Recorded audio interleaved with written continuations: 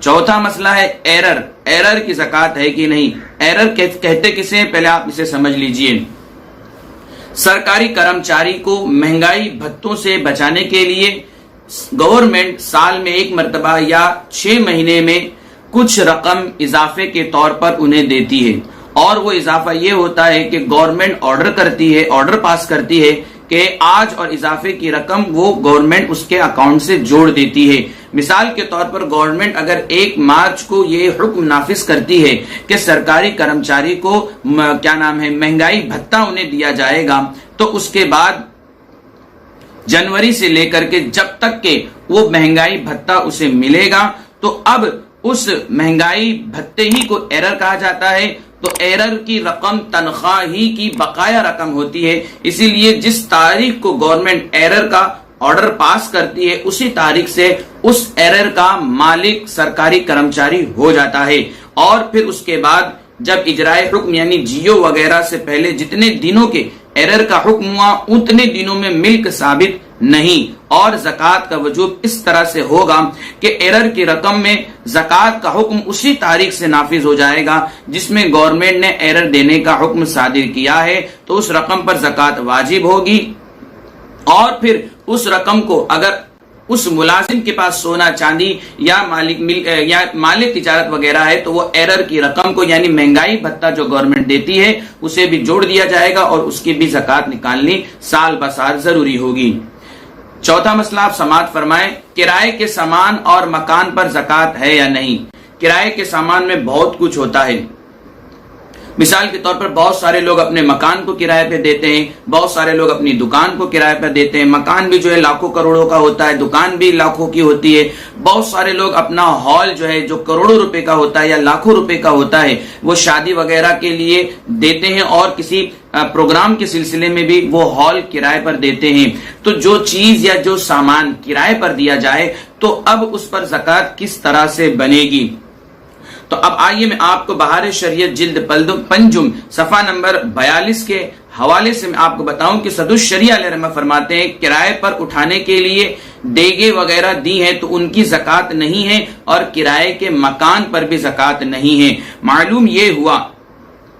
کہ کرایہ کا جو مکان دیا جاتا ہے اس مکان پر بھی زکوٰۃ نہیں ہے، جو دکان دی جاتی ہے اس کی بھی زکوٰۃ نہیں ہے. اسی طرح سے اگر شادی وغیرہ کا لاکھوں کروڑوں روپے کا بنا ہوا ہال ہے یا زمین پلاٹ ہے جو شادی وغیرہ میں دیا جا رہا ہے تو اس پر زکوٰۃ نہیں ہے. ہاں، اس پر جو کرایہ حاصل ہوگا اگر وہ کرایہ نصاب تک پہنچ جائے گا تو اس کی زکوٰۃ نکالنی ضروری ہوگی. میں نصاب کے آپ کو بتا دوں کہ آج جو ہے 10 مئی 2020 ہے، ممبئی میں چاندی کی قیمت 52.5 تولہ چاندی کی قیمت تقریباً 21 سے 20 ہزار روپے ہے. تو اب اگر کسی کے پاس 21 سے 22 ہزار روپیہ موجود ہو اور اس پر 1 سال گزر جائے اور تمام حاجت اصلیہ سے وہ 21 یا 22 ہزار روپیہ جدا ہو، اب وہ رقم چاہے وہ دکان کے کرائے سے حاصل ہوئی ہو یا مکان کے کرائے سے یا ہال کے کرائے سے یا سامان یا برتن کے کرائے سے حاصل ہوئی ہو، کسی بھی طرح سے وہ حاصل ہوئی ہو، جائز آمدنی سے وہ حاصل ہوئی ہو، تو اس 21 یا 22 ہزار روپے پر زکوٰۃ نکالنا اس مسلمان کے لیے ضروری ہوگا. اب آئیے ایک مسئلہ سماعت کریں، بانڈز پر زکوٰۃ ہے کہ نہیں. بانڈز کہتے کسے پہلے آپ سمجھیے. اکثر حکومتیں اور بڑی بڑی کمپنیاں مالدار حضرات سے قرض مانگتی ہیں. جب وہ قرض دیتی ہیں تو پھر وہ جب قرض حکومت یا کمپنی واپس کرتی ہے تو کچھ اس میں شرح فیصد سود کا بھی اعلان کرتی ہے. مثال کے طور پر اگر کسی حکومت یا پھر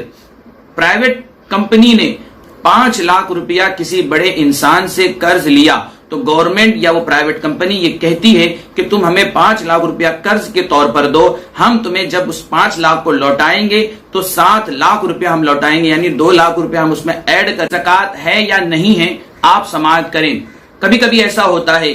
کہ مسلمان بھائی یا ہماری مسلمان بہن کو زکوٰۃ، ہمارے مسلمان بھائی یا ہمارے مسلمان بہن کو جو ہے قرض کی ضرورت پڑتی ہے، اور قرض جب کہیں سے نہیں ملتا ہے تو وہ بینک وغیرہ میں یا کہیں سنار کے پاس اپنا سونا یا اپنی قیمتی چیز گروی میں رکھ دیتے ہیں، اور گروی میں رکھ کر کے اس کے بدلے میں وہ پیسہ لیتے ہیں۔ تو گروی پر رکھے ہوئی چیزوں پر زکوٰۃ ہے یا نہیں؟ گروی پر مثال کے طور پر کسی نے سونا رکھ دیا، کسی نے چاندی رکھ دیا، یا کسی نے کوئی قیمتی چیز رکھ دی جو مال نامی ہے، اور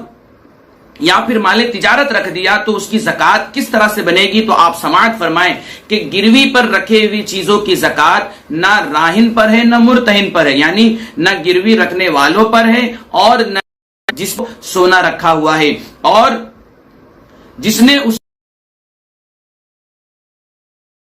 کا مالک نہیں ہے، اس کا مالک کوئی اور ہے، وہ تو صرف سیکورٹی کی شکل میں یا